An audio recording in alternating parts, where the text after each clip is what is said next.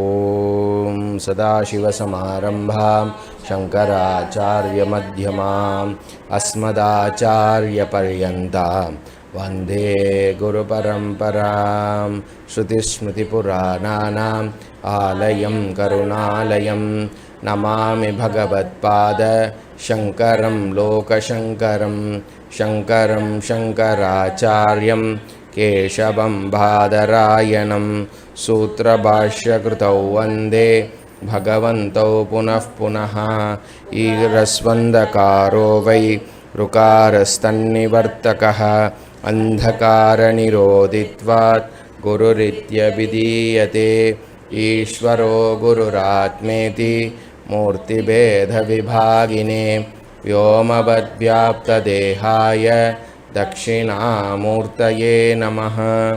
ॐ सहना भवतु सहनौ भुनक्तु सह वीर्यं करवावहै तेजस्विनावधीतमस्तु मा विद्विषावहै। ॐ शान्ति शान्ति शान्तिः। हरिः ॐ श्रीगुरुभ्यो नमः। हरिः ॐ सर्ववेदान्तसिद्धान्त गोचरं तमगोचरं गोविन्दं परमानन्दं सद्गुरुं प्रणतोऽस्म्यहम् दुर्लभं त्रयमेवैतत् देवानुग्ररहेतुकम् मनुष्यत्वं मुमुक्षुत्वं महापुरुषसंश्रयः। Page number 264 264 440।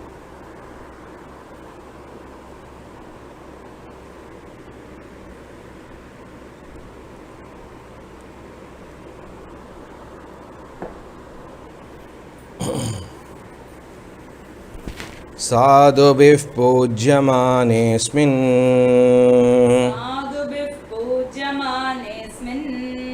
पीड्यमानोऽपि दुर्जनैः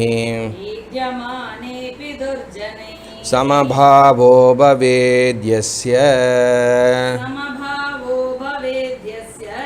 स जीवन्मुक्त इष्यते।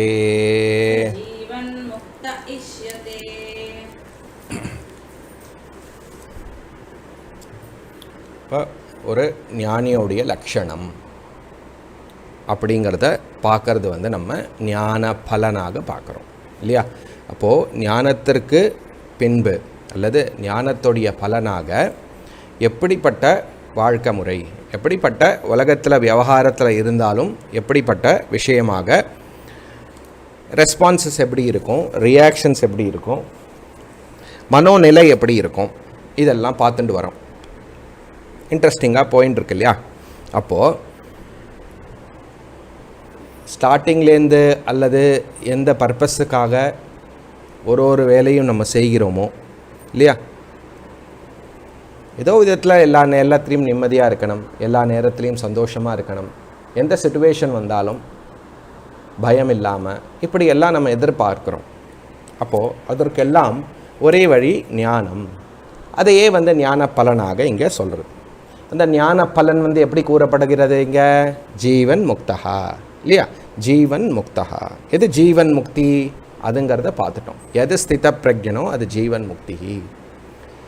இந்த அறிவானது யாருக்கு நிஷ்டையாக இருக்கிறதோ இல்லையா, யாருக்கு வேகா இல்லாமல் விபரீத பாவனாலாம் நன்கு கட்டுப்பட்டு ஆல்மோஸ்ட் இல்லாமல் அகம் மமவுடைய பிரபாவமானது யாருக்கு ரொம்ப ரொம்ப க்ஷீணமாக இருக்கிறதோ, அப்படி இந்த மனசில் ஏற்படக்கூடிய எல்லா விதமான எண்ணங்கள், துக்கம், துயரம், இது எல்லாமே மேக்சிமம் அப்படியே க்ளோஸ் டு ஜீரோ. ஜீரோ கிடையாது, க்ளோஸ் டு ஜீரோ.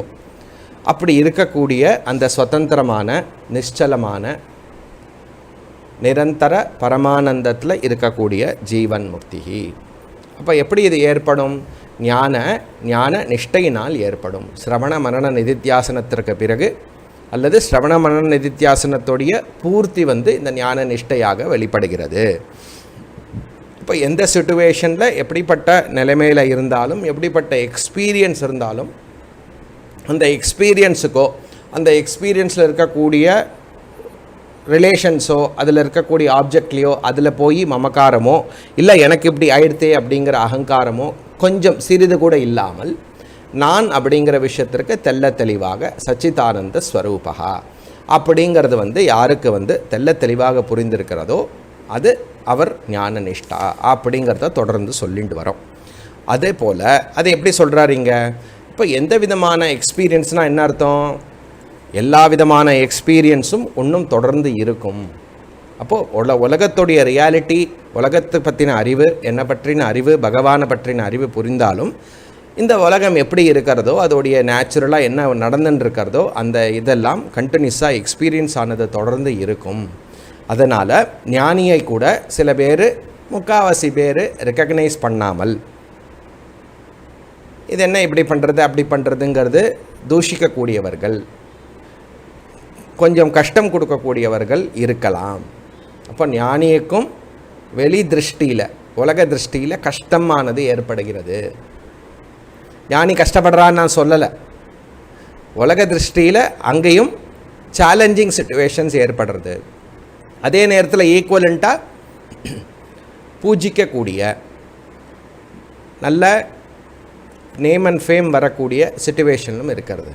அப்போ பொதுவாக ஒரு சம்சாரி என்ன பண்ணுவான்?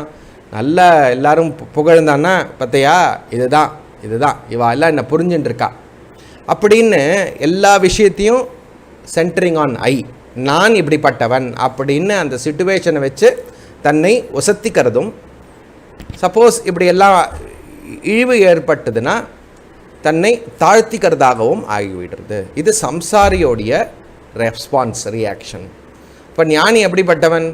ஆத்மாக்கு ஏது உயர்வு, ஆத்மாக்கு ஏது தாழ்வு, சச்சிதானந்த ஸ்வரூபத்திற்கு ஏது இரண்டாம் ஒரு வஸ்து கிடையாது, அளவற்றது, இன்ஃபைனைட், பரமானந்த ஸ்வரூபம் அப்படின்னு உணர்ந்தவன் இது எல்லாமே ஒரு எக்ஸ்பீரியன்ஸுங்கிற பேரில் என்ன, அதற்கு ஒரு உண்மையாகவே அது கிடையாது அப்படிங்கிற தெள்ளத்தெளிவான அறிவுடன் நேச்சுரலாக எல்லா விதத்திலிருந்தும் சுதந்திரமாக நிம்மதியாக இருக்க முடியாது. அதை ஞான பலனாக எப்படி சொல்கிறார்?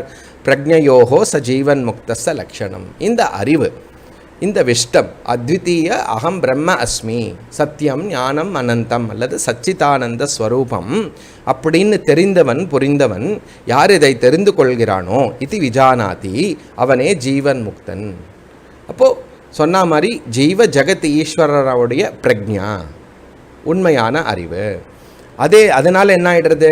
சாதுக்கள் ஞானியை பூதித்தாலும் அல்லது துர்ஜனங்கள் ஞானியை இழிவுபடுத்தினாலும், அவமானப்படுத்தினாலும், துக்கத்தை ஏற்படுற அளவுக்கு ஆக்கினாலும் ஞானி என்ன பண்ணுவான்?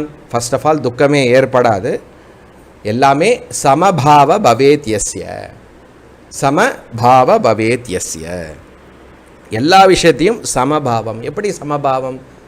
எப்படி ரெண்டு ஒன்றாகும் இல்லையா? மானம், பேரு புகழ் ஒரு பக்கம், இழிவு அவமானம் அது ஒரு பக்கம். எப்படி இரண்டும் ஒன்றாகும் இல்லையா? நம்மளே இங்கிலீஷில் என்ன சொல்கிறோம்? That is also another experience அப்படி சொல்கிறோம். அப்போது எக்ஸ்பீரியன்ஸ் அப்படின்னு சாதாரணமாக சொன்னாலே இதுவும் ஒரு அனுபவம், அதுவும் ஒரு அனுபவம். அப்போது அனுபவம் அப்படிங்கிற கேட்டகரைசேஷன்லேயே இரண்டும் அனுபவம் தான்.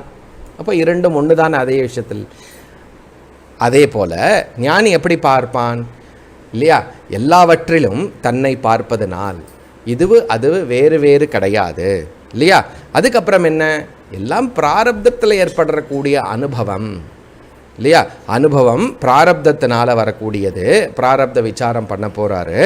அதுக்கப்புறம் இது எல்லா விதமான நாம ரூபங்கள் என்னுடைய தோற்றமே, பிரம்மனே பல நாம ரூபங்களாக தோன்றி இருக்கிறது. அதனால் அது வேறு இது வேறு அப்படின்னு கிடையாது. அப்போ எது சமத்துவ பாவம்ங்கிறது விஷயம் அபியாசம் பண்ணப்பட்டதோ அந்த அபியாசம் பண்ணப்பட்ட விஷயமானது இப்போ இயல்பாக சர்வாத்ம பாவகா, சர்வம் பிரம்ம சர்வம் அகமிதி பாவகா, அந்த அறிவினால் அவன் என்ன அத்தியந்திக சமத்துவ நிஷ்டையில் இருக்கின்றான். அப்போ எப்படிப்பட்ட நிகழ்வு நிகழ்ந்தாலும் தான் பாதிக்காமல் இருக்கக்கூடிய நிலையில் இருக்கின்றான் அப்படின்னு சொல்லப்படுறது. 441 என்ன ஃபர்தராக அதை டிஸ்கிரைப் பண்ணுறாரு. யத்ர பிரவிஷ்டா விஷயா பரேரிதா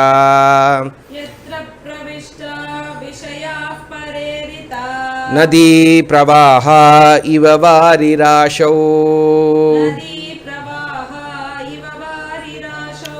லீயந்தி சம்மாத்ரதயா ந விக்ரியாம் உத்பாதயந்த்யேஷ யதிர்விமுக்தஹ.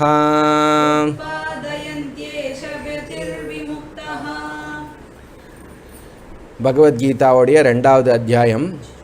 ஆபூர்யமானமச்சல பிரதிஷ்டம் சமுத்திரமாப்னோதி பிரவிசந்தி யத்வத் தத்வத் காமாய பிரவிசந்தி சர்வே அந்திமாப்னோதி ந காமகாமி. அப்போது எப்படி ஒரு சின்ன கிணறு அதில் இருக்கக்கூடிய ஜலம் அதோடைய பிரயோஜனமும் என்டையர் சமுத்திரம் ஒரு சமுத்திரமே பக்கத்தில் இருந்து சமுத்திரத்தோடைய ஒரு பெரிய விசாலமான நதி வச்சுக்கலாமே, அதற்கும் அதில் ஏற்படக்கூடிய ஜலமும் அப்புறம் ஒரு கிணறுலேருந்து வரக்கூடிய அந்த ஜலமும் எப்படி அந்த கிணறுல இருக்கக்கூடிய ஜலமானது எவ்வளோ இன்சிக்னிஃபிகண்ட்டு நதி இருக்கும்போது பக்கத்துலேயே இல்லையா, கிணத்தை இழுத்து தள்ளி எடுப்போமா, இப்படி ஒரு உதாரணம். அதே போல் பகவத்கீதாவில் இந்த ஸ்லோகம் வருது, ஞானியானவன் என்ன தன்னிடத்தில் தன்னுடைய அறிவினால் பூரணஸ்வரூபமாக இருக்கின்றான் இல்லையா. பூரணஸ்வரூபமாக இருப்பதனால் என்ன எப்படிப்பட்ட விஷயம் ஏற்பட்டாலும் எந்த நிகழ்வு நிகழ்ந்தாலும் வெளியில் இருக்கக்கூடிய விஷயங்கள்னால அந்த காம பூர்த்தினால இல்லை ஏதாவது ஒரு விஷயம் பூர்த்தி அடைகிறதுனால நான் பூரணன் அப்படிங்கிற விஷயம் நீக்கினவன் தன்னிடத்தில் தான் பூரணமாக இருக்கக்கூடியவன் அல்லது எவர் ஃபுல்.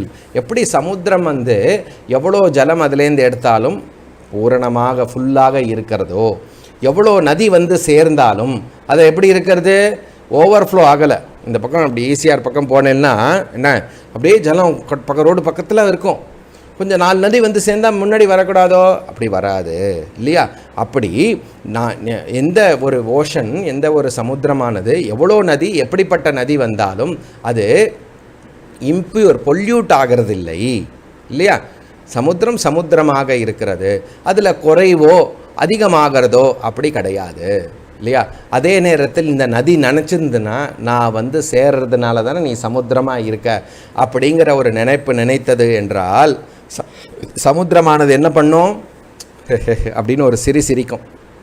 நதின்னு ஒன்று இருக்கிறதுக்கே சமுத்திரமானது காரணம். சமுத்திரம் இல்லைன்னா எந்த நதியும் இருக்க முடியாது, நல்லா புரிஞ்சுக்கோங்கோ இல்லையா. அப்போது அதே போல் எவ்வளோ வெரைட்டியாக அந்த நதி வந்தாலும் எப்படிப்பட்ட விஷயம் வந்தாலும் அது ஒரே நிலையில் பூரணமாக இருக்கிறது.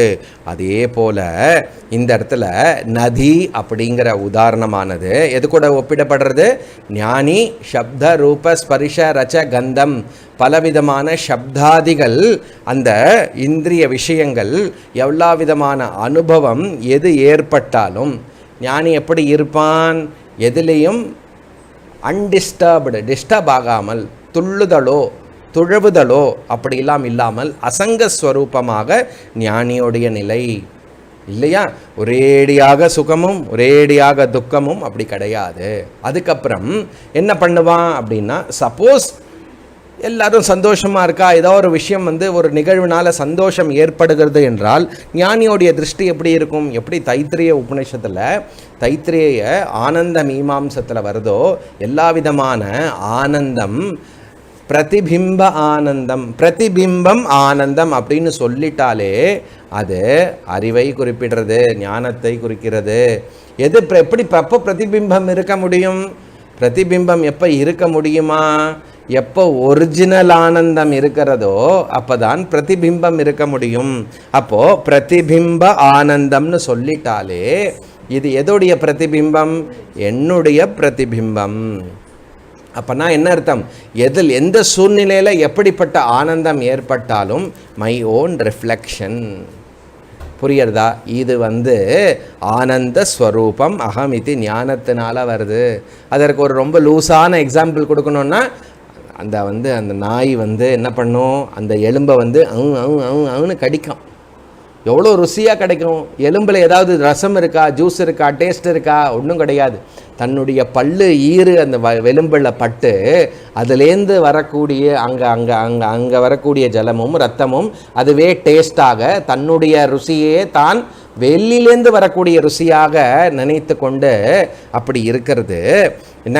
அதே போல் ஆனால் ஞானியானவன் என்ன பண்ணுகிறான், எங்கே மாதிரி எந்த சூழ்நிலையில் எப்படிப்பட்ட ஆனந்தம் ஏற்பட்டாலும் என்னுடைய ஆனந்தம் அந்த நானே இந்த ஆனந்தமாக ரெஃப்ளெக்ட் ஆகின்றேன், பிரதிபலிக்கின்றேன் அப்படின்னு சொல்கிறது. அதனால் இந்த ஸ்லோகத்தில் என்ன, விஷயாக எத்திர பிரவிஷ்டாக.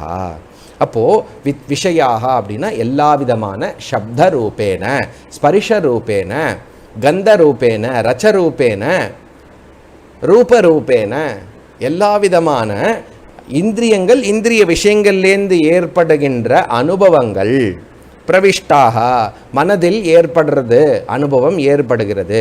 எப்படி ஏற்படுகிறது? ஞானியாக இந்த விஷயத்தை நாடி அதுக்கு பின்னாடி போனாரா அப்படின்னா கிடையாது. ஞானிக்கு அந்த தேவையில்லை. அர்ஜுனன்ட்ட கிருஷ்ணன் சொல்கிறார், இந்த 3 லோகத்திலும் எனக்கு செய்ய வேண்டியதோ ஆக வேண்டியதோ ஒன்றும் இல்லை அர்ஜுனா அப்படின்னு யாரால சொல்ல முடியும்? நானும் தான் சொல்கிறேன். அப்படி இல்லை.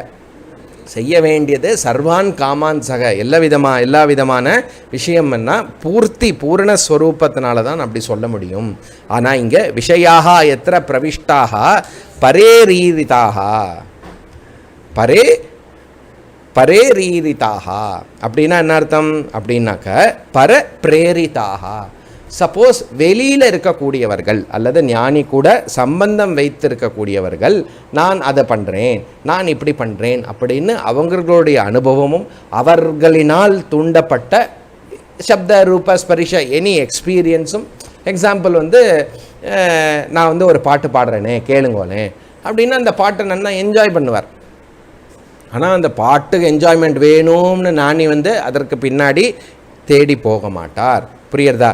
பர ஈரிதாக அப்படின்னா மிச்சவர்களால் இது தூண்டப்பட்டுள்ளது, அவர்களினால் ஏற்பட்டிருக்கக்கூடிய இந்த விஷயம் இல்லையா?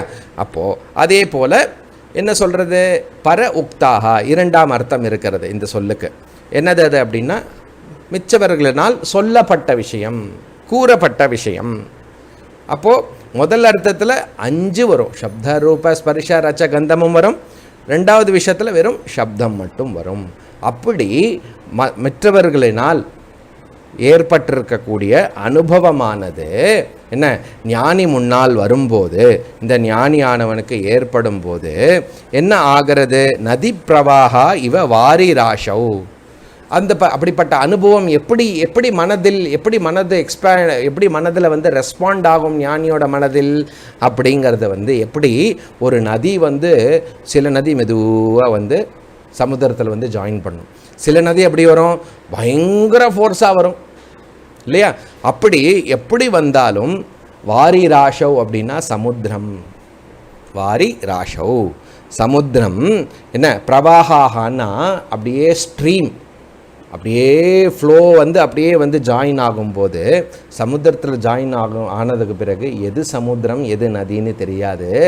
என்ன பயங்கரமாக வந்தது அப்படின்னு அப்படியே ஜலம்லாம் மேலே தூக்கிலாம் போடாது, அப்படியே காமாக எங்கே ஜாயின் ஆகிறதுன்னே தேடி கண்டுபிடிக்கிற அளவுக்கு அது அப்படியே உள்ளுக்குள்ளே ஜாயின் ஆகிடுறது. வாரிகி அப்படின்னா வாட்டரு, ராஷிகினா ரிசர்வாயர். எப்படி நதி பிரவாகமாக சமுத்திரத்தில் ஜாயின் ஆன பிறகு சமுத்திரத்தில் எந்த விதமான மாற்றமும் அல்லையோ, எப்படி நதி சமுத்திரத்தில் அப்படியே லயித்து போகிறதோ, அதே போல் எல்லா விதமான இந்திரியம் கொடுக்கக்கூடிய எல்லா விதமான அனுபவமானது லீயந்தி சன்மாத்திரதையா.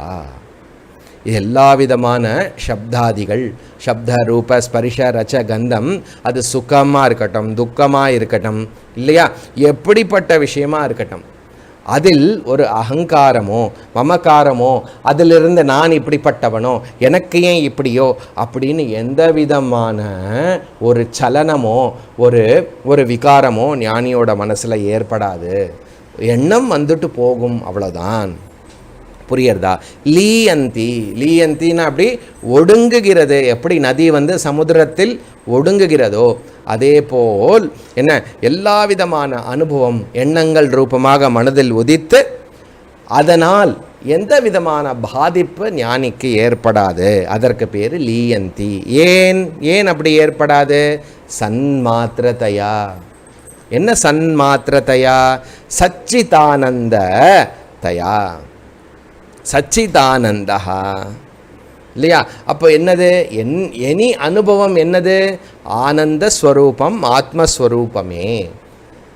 அந்த நாமரூபம் அதில் ஃபோக்கஸ் பண்ணாமல் இல்லையா? நாமரூபம்னு சொல்லிட்டாலே சச்சிதானந்தத்தை ரெக்கக்னைஸ் பண்ணி ஆகணும். டிஃப்ரெண்ட்டான அனுபவம், ஆனால் அதற்கு உண்மை என்னது இல்லையா? அதோடைய உண்மை என்னது? சச்சிதானந்தா, சன்மாத்திரா, சத் மாத்திரா. அது எல்லாவற்றுக்கும் இருப்பிடம், அதிஷ்டானம், எக்ஸிஸ்டன்ஸ் நான் தான். சச்சிதானந்த ஸ்வரூபா, பிரம்மஸ்வரூபா. ஒன்று என்ன? சர்வம் கலு இதம் பிரம்ம அப்படின்னு உபனிஷத் எப்படி சொல்கிறதோ, கீதையில் பிரம்மார்ப்பணம் பிரம்மஹவிஹி பிரம்மாக்னௌ பிரம்மநாகுதம் பிரம்மைவ தேன கந்தவ்யம் பிரம்ம கர்ம சமாதினா. ஒரு யஜ்ஞத்தில் ஆகுதியும் அக்னியும் யஜ்ஞ கர்த்தாவும் யஜ்ஞ பலனும் யஜ்ஞ ஹோதாவும் எல்லா ரித்விக்கும் தேவதாவும் எல்லாமே யஜ்ஞ குண்டம் உட்பட எல்லாமே பிரம்மனே. அப்படின்னா என்ன அர்த்தம்? சர்வம் பிரம்மமயம். ரே சர்வம் பிரம்மமயம் இல்லையா? எல்லாமே பிரம்மஸ்வரூபம். அப்போது அதில் ஏற்படக்கூடிய அனுபவங்கள்லாம் எப்படி? சப்தம், ரூபம், ஸ்பரிஷம், ரச்சம், கந்தம், இது எல்லாமே என்னிடத்திலிருந்து வேறான விஷயம் கிடையாது. எனக்கு வேறான விஷயம் கிடையாது. எல்லாம் நானே. விக்ரியாம் ந உத்பாதயந்தி இல்லையா? எந்த எஃபெக்டும், என்னடா எஃபெக்டே இல்லாமல் இருக்க அப்படின்னு திட்டுவோம் இல்லையா? அப்போது மனதளவில் எந்த சஞ்சலனமோ எந்த விதமான பாதிப்பு இல்லாமல், எந்த ரூபத்தில் பாதிப்பு? நான் அப்படிங்கிற விஷயத்தில் எந்த பாதிப்பும் இல்லாமல் நாமரூபங்களுடைய விகாரங்களுக்கு சாட்சியாக அகம் சாட்சி ஸ்வரூபா பிரம்ம சைத்தன்யம் ஞான அந்தராத்ம ஸ்வரூபா அப்படின்னு அந்த கரணத்தில் எந்த விதமான அகம் மம விபரீத பாவனா உற்பத்தி ஆகாது. அப்படிப்பட்டவன் யதிஹி விமுக்தா. புரியுறதா? ஃப்ரீடம்னா என்னென்ன இப்போ புரியுறதா? எதனாலையும் பாதிக்காமல் இருக்கணும்னாக்க அது ஞானத்தினால தான் முடியும். இதற்கு பேர் ஃப்ரீடம். புரியுறதா? புரியணும். இது இன்னும் வரலையே சொல்ல போகிறார். இது இன்னும் வரலன்னு சொன்னால் என்னங்கிறது அடுத்த ஸ்லோகத்தே சொல்ல, கொஞ்சம் பொறுங்கோ. அப்போது யதி விமுக்தா, அப்படிப்பட்ட வைராகி, தேக அபிமான ரகித, அகங்கார அபிமான சர்வவர்ஜிதா. பூஜை பண்ணும்போது அகங்காரவர்ஜிதாய நமஹ அப்படின்னு குரு பூஜை பண்ணுவோம். அகங்கார நாசகாய நமஹ. எல்லாம் என்ன அர்த்தம்? அகங்காரம், அகங்காரம், மமக்காரம் எல்லாம் என்ன? வெறும் நாமரூபம். நான் அந்த அகங்காரம் இல்லைன்னு கிஞ்சித்தும் அந்த அகம்பாவம் கிடையாது. தேக அபிமானம் முழுமையாக நீக்கினவன். அப்படிப்பட்டவன் யதிஹி, அப்படிப்பட்ட வைராகி, சந்நியாசி, ஞானனிஷ்டன், விமுக்தா, எல்லா விதத்திலேருந்தும் அவன் ஸ்வதந்திரம் அடைகிறான்.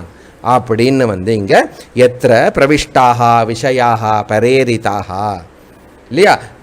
மற்றவர்களினால் விவகாரத்தினால் பலவிதமான அனுபவங்கள் அவனிடத்தில் ஏற்பட்டாலும், நதி எப்படி சமுத்திரத்தில் போய் கலந்த பிறகும் சமுத்திரம் எந்த விதத்திலையும் பாதிக்காதோ அதே போல் எல்லா அனுபவமும் எல்லா விகாரமும் லீயந்தி சன்மாத்திரதையான விக்ரியாக, எல்லா விதமான மாறுதல் அவனை எந்த விதத்திலையும் அவனை பாதிக்காது.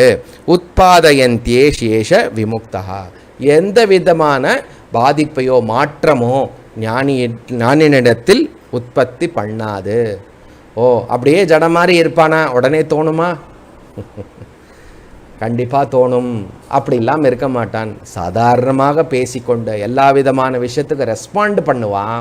ஆனால் நான் அப்படிங்கிற அறிவு, எனது நான் அப்படிங்கிற விஷயத்தில் எந்த மாற்றமும் இருக்காது.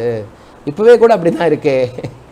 இப்போ இது அஞ்ஞானத்தினால இல்லையா, அப்போ இது ஞானத்தினால இல்லையா. இப்போ என்ன நடந்தாலும் நான் இந்த உடம்பு மனசு தான் நான் வச்சுட்டு இருக்கேன். அதோட நேர் ஆப்போசிட்டு இப்போ சம்சாரியாக அது தோன்றுகிறது. ஞானத்தினால என்ன, அகம் ஆத்ம சைத்தன்யம் அசங்க ஸ்வதந்திர சைத்தன்ய விமுக்த ஸ்வரூபா, எனக்கு என்ன சொல்லுங்க, ஆனந்த ஸ்வரூபா. அப்படி ஞான அளவில் மனதளவில் ஆனந்தமாக இருப்பான் அப்படின்னு சொல்கிறது. 442 விஜ்ஞாத பிரம்ம தத்வஸ்ய விஜ்ஞாத பிரம்ம தத்வஸ்ய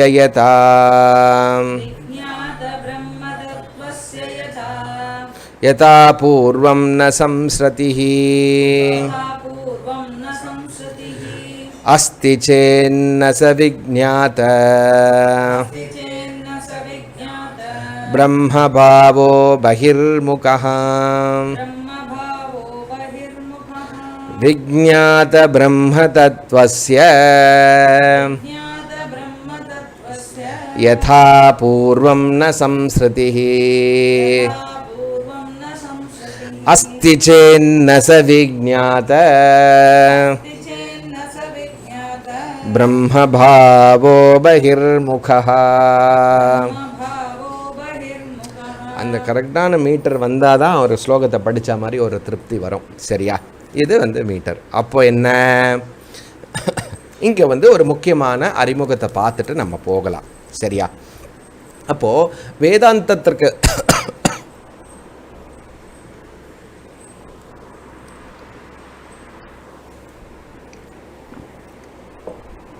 வேதாந்தம் நமக்கு வரத்துக்கு முன்னாடி, இந்த சப்ஜெக்ட்லாம் கேட்கறதுக்கு முன்னாடி பொதுவாக என்ன வச்சுருக்கோம், நான்னா இந்த சரீரத்ரயம் இல்லையா, அகம். இதை நிறைய வாட்டி சொல்லியிருக்கேன். இந்த கான்டெக்ஸ்டில் ஞாபகப்படுத்திட்டு ஃபர்தராக போனோன்னா இன்னும் கொஞ்சம் கிளியராக இந்த ஸ்லோகங்கள், வரக்கூடிய ஸ்லோகங்கள் நமக்கு புரியும்.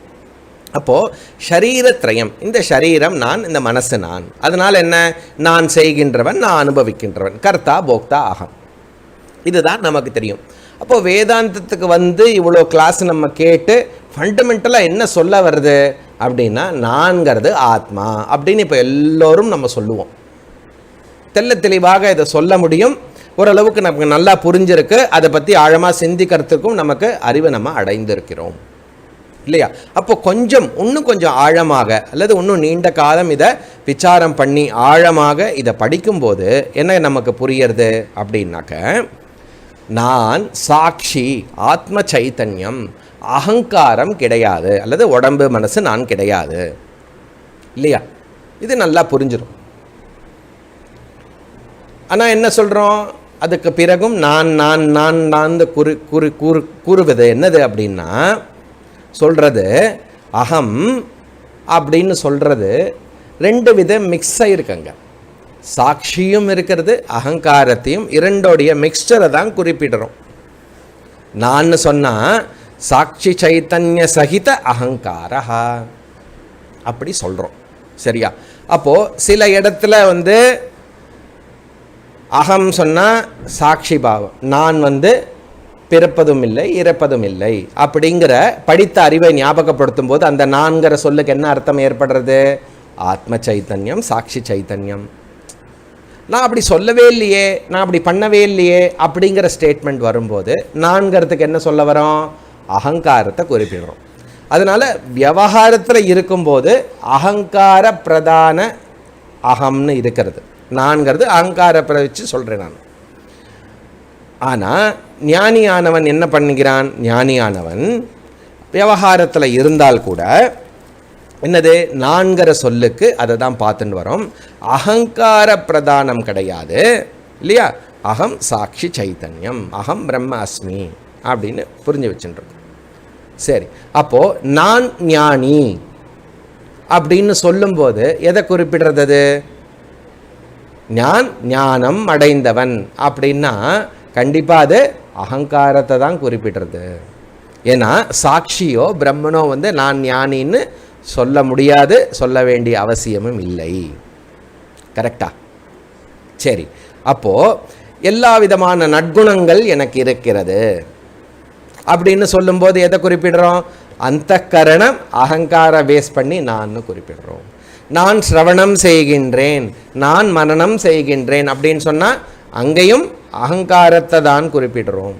அகங்கார பிரதான நான் சொல்கிறேன். கரெக்டா? அப்போ ஞான பலன் ஸ்தித பிரஜா ஜீவன் முக்தா அப்படின்னு குறிப்பிடுறது எதை வச்சு குறிப்பிடுறோம்? அதுவும் அந்தக்கரண பிரதான அகம், அகங்கார பிரதான அகம் அப்படின்னு குறிப்பிடுறோம். கரெக்டா? கரெக்டு. சரி, இப்போ விபரீத பாவனாவை நீக்கணும், அகம் மமவை இது பண்ணணும், அந்தக்கரணத்தை சுத்தி பண்ணணும், மனதளவில் எந்த சஞ்சலமும் ஏற்படாது, எந்த பாதிப்பும் இல்லாது. இத்தனை நேரம் சொன்னோம் இல்லையா, மானம் வந்தாலும் அவமானம் வந்தாலும் அவன் அப்படியே இருப்பான். இதெல்லாம் எதை பேஸ் பண்ணி சொன்னோம்? அகங்கார பிரதான. மோக்ஷம் யாருக்கு?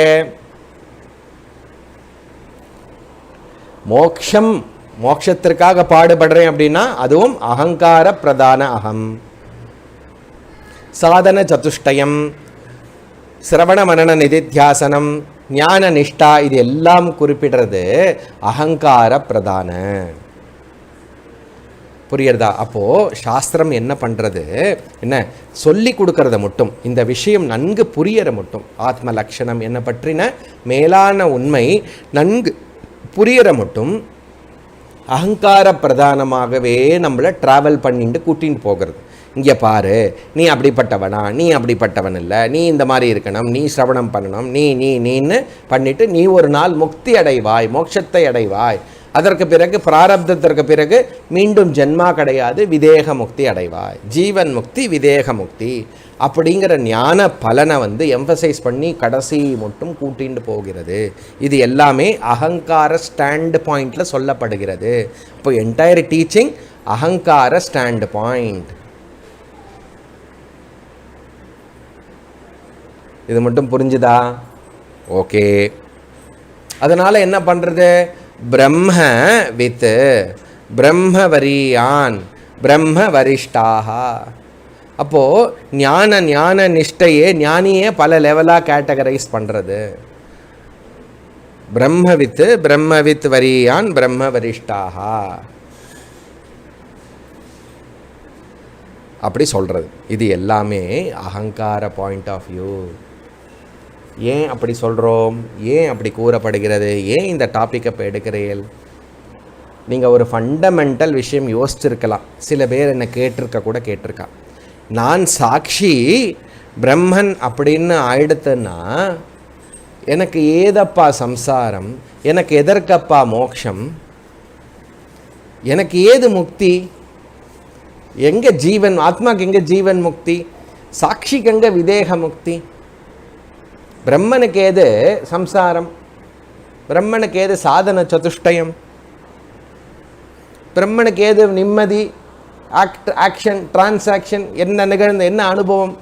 அப்போது அகம் பிரம்ம, அகம் சாட்சி சைத்தன்யம், அகம் ஆத்மா சாட்சி பிரம்மன் அப்படின்னு புரிஞ்சிருத்துன்னா, இந்த ஞானமானது நன்கு அசிமிலேட் ஆயிடுத்துன்னா, ஒருங்கிணைக்கப்பட்டது என்றால் மோக்ஷம் எனக்கு வேணும், ஞானம் எனக்கு வேணும் அப்படிங்கிற விஷயமே டோட்டலாக நீங்கிவிடும். நான் சொல்ல வர்றது புரியுறதா?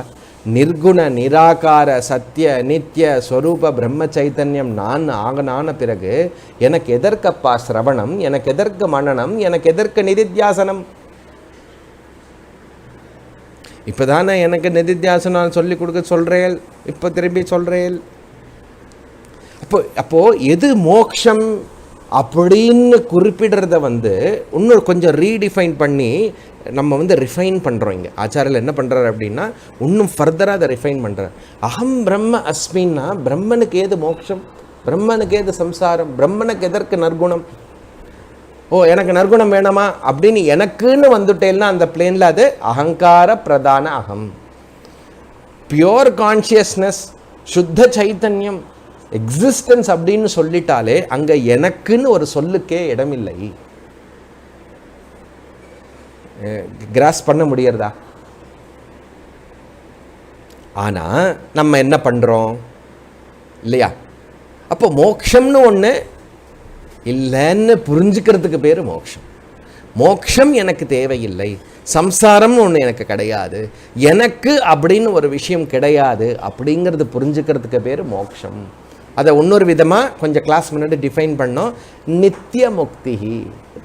என்னுடைய சொரூபத்தை நான் நன்கு உணர்ந்து அதை நிஷ்டை கொண்டேன், அதே நிலையில் இருந்தேன், தெள்ளத் தெளிவாக புரிந்து விட்டது என்றால் எனக்கு மோட்சம் வேண்டாம் அப்படின்னு புரிந்து கொள்வது இந்த ஜர்னியோடைய முடிவாகிறது. ஏன்? நான் எப்படிப்பட்ட ஸ்வரூபம்? நித்திய முக்த ஸ்வரூபம். இன்னைக்கு பந்தப்பட்டு இருந்து நாளைக்கு ஒரு நாள் பந்தத்திலேருந்து விடுபடுவது இல்லை. எப்பொழுதுமே முக்தியாக, முக்தனாக, ஃப்ரீடத்துடன், எதற்கும் உட்படாத, லிமிட்லெஸ்ஸாக, எக்ஸிஸ்டன்ஸ் கான்ஷியஸ்னஸ் லிமிட்லெஸ்ஸாக, இன்ஃபைனைட்டாக இருக்கக்கூடியவன் அப்படின்னு புரிஞ்சுக்கிறது ஞானம், ஞான நிஷ்டை. சரியா? அப்போ இதற்கு அதனால தான் சொல்றது நீண்ட காலம் சிரவண மனன நிதித்தியாசனம் பண்ண வேண்டும். படித்த விஷயத்தை விட்டுடக்கூடாது. ஏன்? சாதாரணமாக எப்படி இருக்கும், எல்லாம் புரியறதே, ஆனால் பாருங்களேன் எனக்கு இந்த மாதிரி ப்ராப்ளம் இருக்கு, எனக்கு இந்த மாதிரி விஷயம் இருக்கிறது. அப்போ அந்த எனக்கு சாட்சின்னு குறிப்பிடுறோமா, அகங்காரம்னு குறிப்பிடுறோமா? கண்டிப்பா அகங்காரம் தான் இல்லையா? அப்போ ஆச்சாரியலிங்க என்ன சொல்றாருன்னா, த மொமெண்ட், அந்த க்ஷணம் எப்போ நான் அப்படிங்கிறதுக்கு அகம் பிரம்ம அப்படின்னு தெளிவாக ஆகிறதோ அப்போது மோக்ஷம்னு ஒன்று தேவையில்லை அப்படின்னு புரிஞ்சுக்கிறது ஃபைனல் விஷயம். ஏன்னால் சாட்சிக்கோ பிரம்மனுக்கோ முக்தி தேவையில்லை. Ever free. அகங்காரா நெவர் ஃப்ரீ. அப்போ நான் எதை கிளைம் பண்ணுறேன்? இந்த கிளைமிங், நான் அகங்காரத்திலேருந்து நான் இந்த பிரம்மனுங்கிற இந்த கிளைமிங் விஷயத்தில் ஷிஃப்ட் ஆகிறது தான் டோட்டல் சீக்ரெட் இருக்கிறது.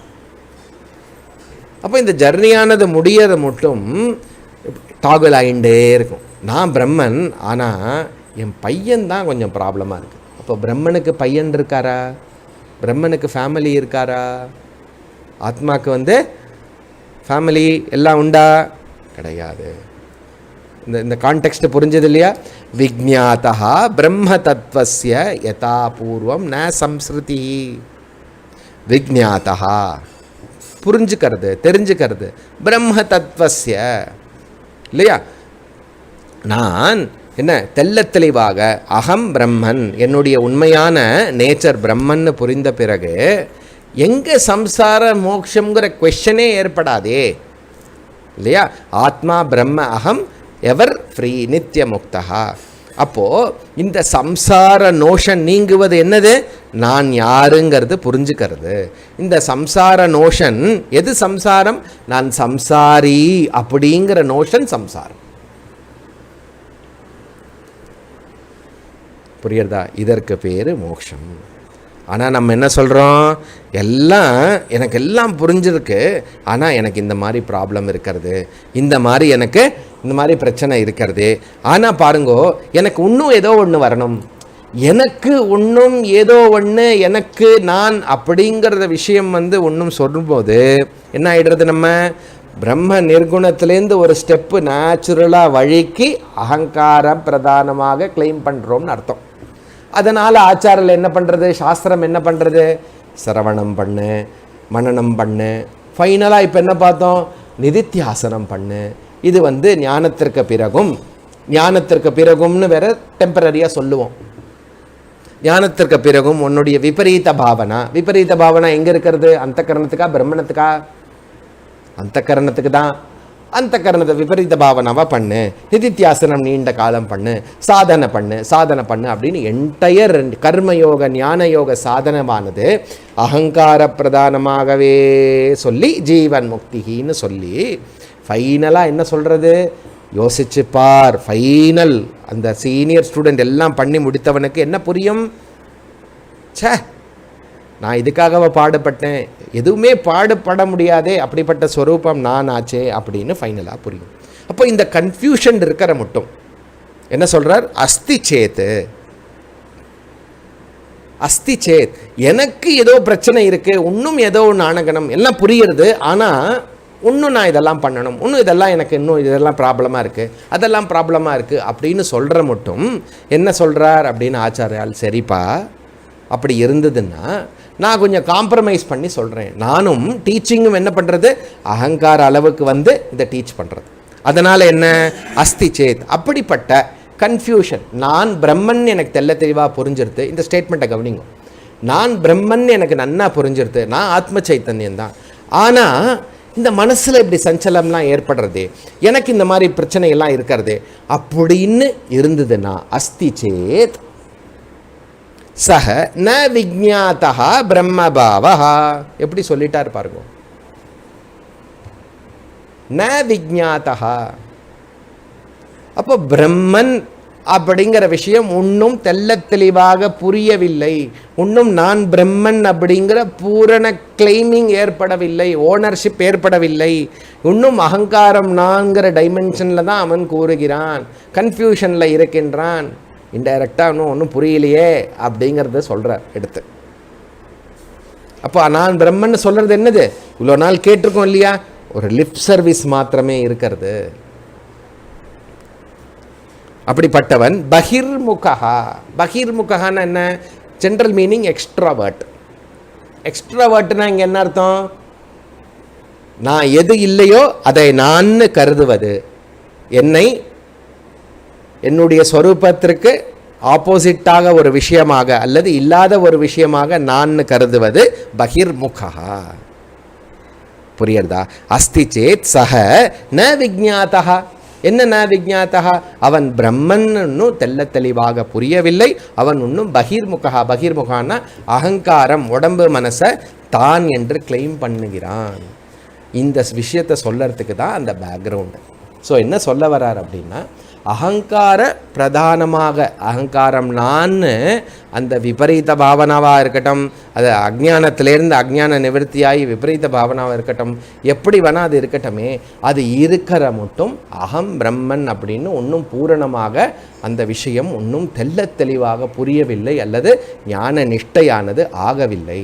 அதனால் என்ன செய்யணும், 444 பிராச்சீன வாசனா வேகா அசௌ சம்சாரதீதி சேத், அசௌ சம்சரதீதி சேத் ந சதேகத்வ விஜ்ஞானாத் மந்தி பவதி வாசனா. அப்போது ஆச்சாரியர் என்ன பண்ணுறார், சரிப்பா என்ன நானும் உன்னுடைய லெவல்லே நீ கேட்ட இல்லையா, எல்லாம் புரியுறது, ஆனால் இந்த மாதிரி இன்னும் இருக்கே, இன்னும் ஆகணுமே, இன்னும் பிரச்சனை இருக்கே அப்படின்னு கேட்குற மட்டும் ஆச்சாரியர் என்ன பண்ணுறார், சிஷ்யனுடைய கஷ்டத்தை புரிஞ்சுண்டு அகங்கார லெவல்லையே சொல்ல வரார். அப்படி இருந்ததுன்னா இல்லையா, நான் நான் அகம் பிரம்மன் அப்படின்னு தெல்ல தெளிவாக டவுட்லெஸ்ஸாக நிஷ்டை ஆகிவிட்டது என்றால் மோக்ஷம் முக்தி அப்படிங்கிறது ஒரு ஈவெண்ட் கிடையாது. நான் எப்பொழுதுமே முக்தன்னு உணர்ந்தவன், ஆனால் அது ஏற்படாத மட்டும் இல்லையா அகங்கார பிரதானமாக சிஷ்யர்கள் இருக்கிறதுனால என்ன டீச்சிங் என்ன பண்ணுறது, அதை பேஸ் பண்ணியே மோட்சத்தை குறிப்பிடுறது. இதனால் ஒரு நாள் நீ விடுபட்டுடுவாய், இந்த அறிவினால் ஒரு நாள் எல்லா பந்தத்திலேருந்து விடுபடுவாய் அப்படின்லாம் சொல்கிறது. அதனால் என்ன புரியுறது, அதனால் இன்னும் சிரவண மனன நிதித்தியாசனம் முழுமை ஆகவில்லை, இன்னும் அதற்கு டைம் ஸ்பெண்ட் பண்ண வேண்டி இருக்கிறது. அது மட்டும் டீச்சிங் இங்கே பாரு, நிதித்தியாசனம் பண்ணு, அகங்கார மமக்கார விபரீத பாவனா இருக்கிறது, அகங்கார மமக்கார வாசனா இருக்கிறது, இந்த வாசனாவெல்லாம் ஞானத்திற்கு பிறகு அதோடைய ஆதிக்கம் அதிகமாக இருக்கிறது, அதை கொஞ்சம் கொஞ்சமாக சரி பண்ணு, நற்குணங்களை அதிகமாக வளர்த்துக்கோ, அதனால் மனசு ஒரே விஷயத்தில் ஈடுபடும் அப்படிலாம் சொல்கிறது. அதே மாதிரி என்ன சொல்கிறார் ஆச்சாரியலிங்க, பிராச்சீன வாசனா வேகாத். வேகாத்னா அதோடைய ஃபோர்ஸ், பவர். என்னது, பிராச்சீன வாசனா. பிராச்சீன வாசனானா விபரீத வாசனா, தேகாத்ம பாவகா, அகங்கார மமகார வாசனா, அகம் தேவஹா தேகஹா இதி பிராச்சீன வாசனா, அதோடைய ஃபோர்ஸினால் இதி சேத் அசௌ சம்சரதி இல்லையா. எவன் ஒருவன் என்ன அசௌ சே இதி சேத் இப்படி இருந்ததுனால், எப்படி இருந்ததுனால் இந்த வாசனாவினால் தன்னை உண்ணும், இது எல்லாம் படித்தும் பிறகு மீண்டும் தன்னை உடம்பாக மனசாக அகங்காரமாக கருதி அசௌ சம்சரதி ஒருவன் கஷ்டப்பட்டாயென்றால் உண்ணும் சம்சார பாவத்தில் ரியாக்ஷன்ஸ் ஆக்ஷன்ஸ் எல்லாவற்றிலும் உண்ணும் தத்தளித்து கொண்டு இருந்தால் என்றால் என்னதே அர்த்தம், இன்னும் அகங்காரத்தையே கிளைம் பண்ணுறான்னு அர்த்தம். அதனால் சத் ஏகத்வ விஜானாத் என்ன பண்ணணும், ஏகத்வ விஜானாத் அப்படிப்பட்டவனுக்கு அகம் அப்படிங்கிற சொல்லுக்கு ஏகத்வ விஜானாத், ஏகத்வ விஜானாத்னா என்ன, நான்கிற விஷயத்திற்கு ஏகம் அத்விதீயம் பிரம்மன் ஆத்ம சைத்தன்யம் சத்து சித்து ஆனந்தம் அனந்த ஸ்வரூபம் அப்படின்னு திருப்பி திருப்பி திருப்பி நிதித்தியாசனம் குரு. இதே விஷயத்தை நன்னா படி, நிதித்தியாசனம் பண்ணு. நிறைய அசுப வாசனா இருக்கிறது, ராகத்வேஷாதிகள் அகங்கார மமக்கார வாசனா இருக்கிறது, அதெல்லாம் கொஞ்சம் கொஞ்சமாக குறைச்சிண்டு வா.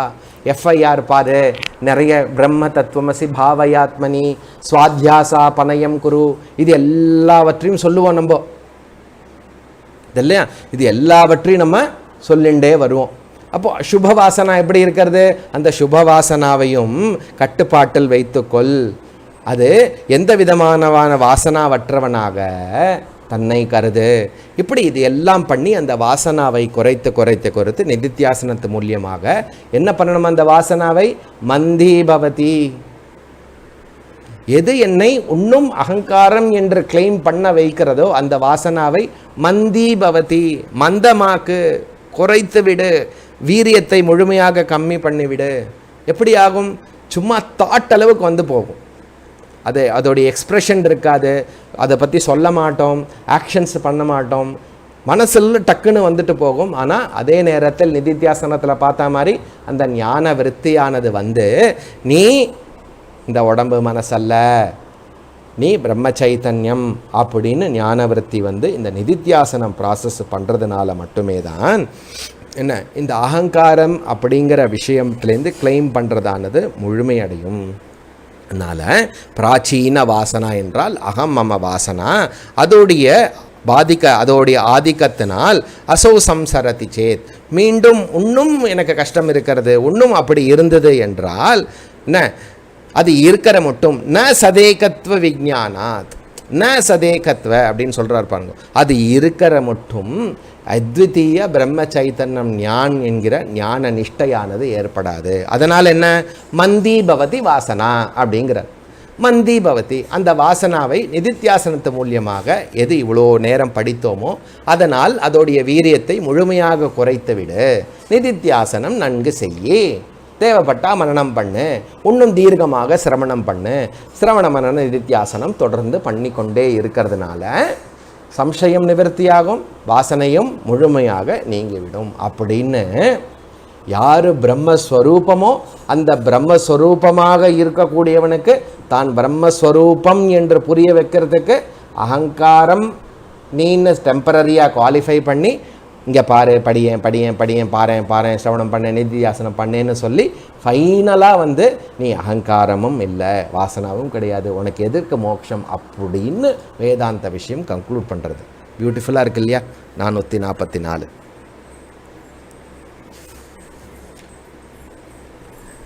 அத்யந்த காமுகஸ்யாபி விருத்தி குண்டதி மாதரி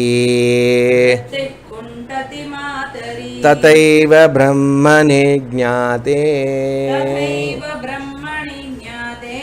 பூர்ணானந்தே மனிஷிணஹ. அப்போ என்ன அகங்கார திருஷ்டியில தான் எல்லா விதமான ரியாக்ஷன்ஸ் பற்றி நம்ம பேசுகிறோம். ரியாக்ஷன்ஸ் ரெஸ்பான்சஸ் எப்படி பழகுவான், எப்படி சித்த பிரக்ஞஸ்ய கா பாஷா, என்ன எப்படி இருப்பான், எப்படி நடப்பான், என்ன பண்ணுவான், இது எல்லாமே அகங்கார திருஷ்டியில் தான் ஏற்படுகிறது. அதனால் அது சொல்ல வேண்டி இருக்கிறது. அப்போ எவ்வளோக்கு எவ்வளோ நான் அப்படிங்கிறது வந்து பிரம்மஸ்வரூபம்.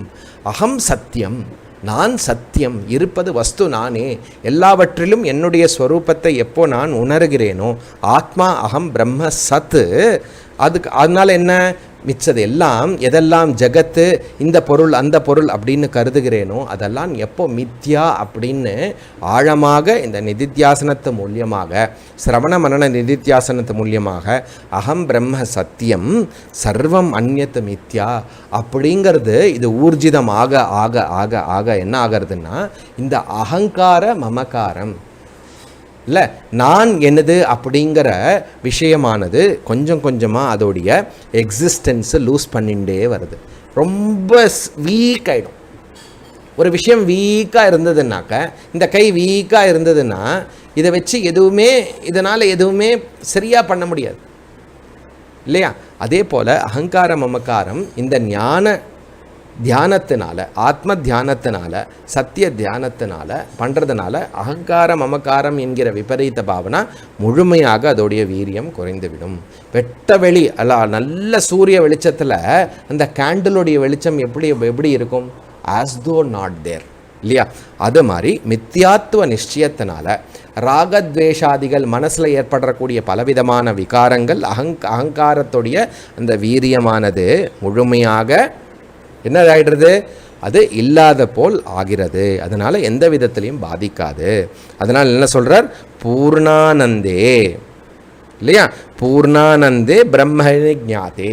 எவ்வளோக்கெவ்வளோ நான் பூரணன், பூர்ணமதா பூர்ணமிதம் பூர்ணமகம் அப்படின்னு எவ்வளோ புரிஞ்சுண்டு பிரம்மணி நான் அந்த பூர்ண பிரம்மன் அப்படின்னு புரியறதுனால என்ன ஆயிடுறது?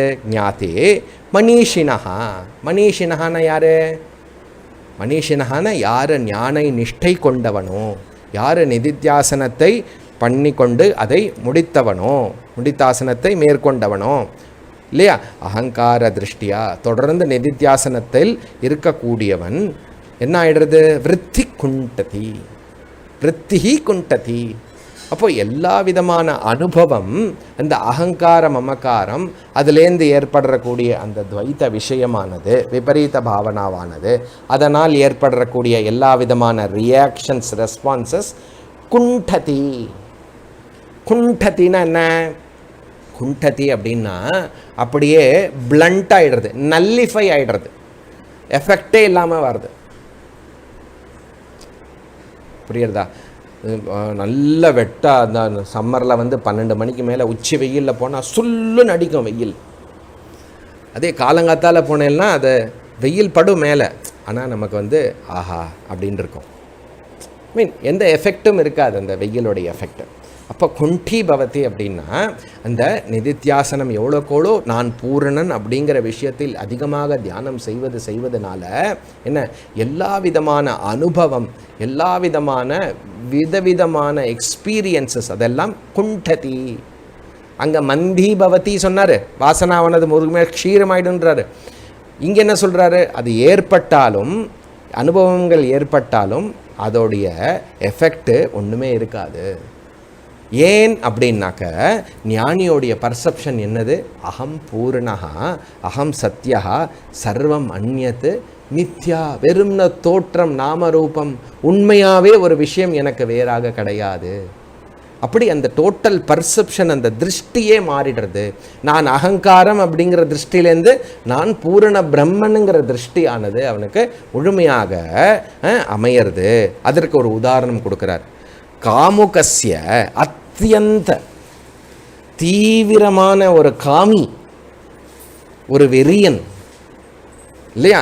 கஸ்யாபி அப்படிப்பட்ட தீவிரமான காமியானவன், காமத்தில் இருக்கக்கூடியவன் என்ன எல்லா பெண்களிடம் வேறு விதமான திருஷ்டி இருந்தாலும் மாதரி குண்டதி விருத்திஹி, தன்னுடைய அம்மாவிடத்தில் ஏற்படக்கூடிய திருஷ்டி கண்டிப்பாக காமத்திற்கு உட்பட்டதாக எப்படி இருக்காதோ, இது ஒரு உதாரணம் கொடுக்குறார்.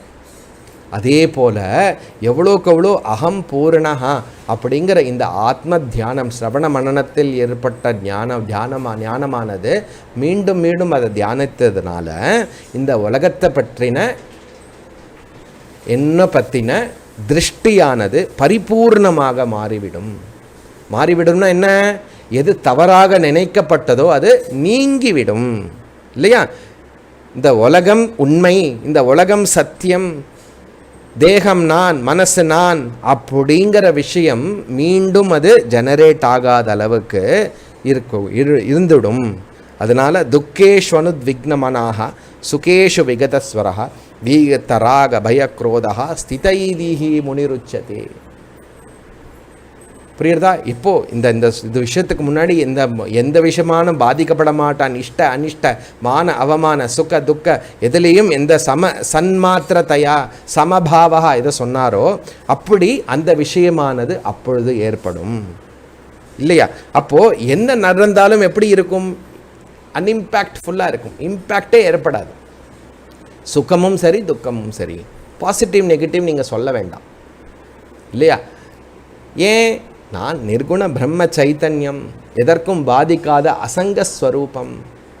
எவ்வளோ பொடி பண்ணாலும் அந்த பானையானது தூள் ஆனாலும் அது களிமண்ணாக தான் இருக்கும் இல்லையா. புரியுறதா? நாமரூபத்தினால வஸ்து சப்ஸ்டன்ஸ் ஆனது பாதிக்காது. அப்போ இந்த உலகம்னு சொன்னாலும் ஜீவான்னு சொன்னாலும் ஈஸ்வரான்னு சொன்னாலும் இதெல்லாம் பிரம்ம நாமரூப மாத்திரமே, வஸ்து பிரம்மனே, அதே நான், அது பூரணஹா இல்லையா. அப்போது என்ன ஆகிடுறது, அதாவது இப்போ என்னாகும், சரீரம்லாம் என்னாகும், மனசுலாம் என்னாகும், அதெல்லாம் நின்றுடுமா, எதுவுமே பாதிக்காதுன்னா அப்படியே மனசு ஸ்தப்தி ஆகிடுமான்னா ஸ்தப்தி எல்லாம் நின்று போயிடாது. இந்திரியாணி இந்திரியார்த்தியசா ராகத்வேஷோ வியவஸ்திதோ, அது அதோடைய வேலையை செய்து கொண்டிருக்கும். நான் எனக்கு அப்படின்னு எந்த பாதிப்பும் ஏற்படாது. ஏன், நான் பூரணஹா. சப்போஸ் அப்படி பாதிப்பு ஏற்படுகிறது, எல்லாம் புரியறது, ஆனாலும் எனக்கு கஷ்டமாக இருக்கிறது, ஆனாலும் எனக்கு இப்படிலாம் ஏற்படுறது அப்படின்னா என்ன பண்ணணும், சிரவணம் பண்ணு, மனனம் பண்ணு, சிரவணம் மனனம், அப்புறம் என்ன நிதித்தியாசனம் பண்ணு. அதனால் என்ன ஆகும், எதையெல்லாம் என்னை தொந்தரவு பண்ணி மீண்டும் நான் அகங்காரம் என்கிற அது மேல் இருக்கக்கூடிய அடையாளத்தை உற்பத்தி பண்ணுகிறதோ அதெல்லாம் நிதித்தியாசனத்தினால மந்தப்படுத்தப்படும். மந்தி பவதி, குண்டி பவதி. குண்டி பவத்தினா அது ஒரு எஃபெக்டே இல்லாமல் நல்லிஃபை பண்ணிவிடும். அதனால் நீ திரும்பியும் நிதித்தியாசனம் பண்ணணும், மீண்டும் பண்ணி கொண்டே இரு. புரியுறதா அப்படிங்கிறத அழகாக சொல்கிறார். அடுத்தது என்னது, 445 நிதித்தியாசனசீலஸ்ய பாஹ்ய பிரத்யய ஈக்ஷ்யதே பிரவீதி ஸ்ருதிரேதஸ்ய பிராரப்தம் பலதர்ஷனம். எக்ஸலண்ட். இப்போ பிராரப்த விசாரத்திற்கு வரார். அப்போது யாருக்கு கர்மா, யாருக்கு பிராரப்தம்? பிரம்மனுக்கு பிராரப்தம் உண்டோ, பிரம்மனுக்கு கர்மம் உண்டோ, சாட்சிக்கு சைத்தன்யத்துக்கு ஆத்மாவுக்கு கர்ம பலன் உண்டோ இல்லையா? இது கேட்க வேண்டிய கேள்வி. அப்போது எப்போ மட்டும் நம்ம அகங்காரம் நான் அதை வைத்து கொண்டு அந்த விபரீத பாவனாவில் உழன்றிருக்கோமோ இல்லையா, அது மட்டும் அகங்கார திருஷ்டியில் இந்த பிராரப்த கர்மா பற்றி சொல்லப்படுகிறது. சரியா? இந்த பிராரப்த கர்மா எப்படி இதுவாகிறது, எல்லாம் இருக்கும், நல்லதும் நடக்கும் கெட்டதும் நடக்கும் இல்லையா. கர்மா தானே, எப்படி வேணால் பலன் வரலாம். அந்த மாதிரி சிச்சுவேஷனில் எப்படி ஞானி பண்ணுறது, எப்படி ஞானியோடைய பாவம் எப்படி இருக்கும் இல்லையா, அதை எடுத்து சொல்ல போகிறார். அதை நம்ம அடுத்த கிளாஸில் ஆரம்பிப்போம். ஓம் பூர்ணமத பூர்ணமிதம் பூர்ணாத் பூர்ணமுதச்யதே பூர்ணஸ்ய பூர்ணமாதாய பூர்ணமேவாவசிஷ்யதே. ஓம் சாந்தி சாந்தி சாந்தி. ஹரி ஓம் ஸ்ரீ குருभ्यो நமः. ஹரி ஓம்.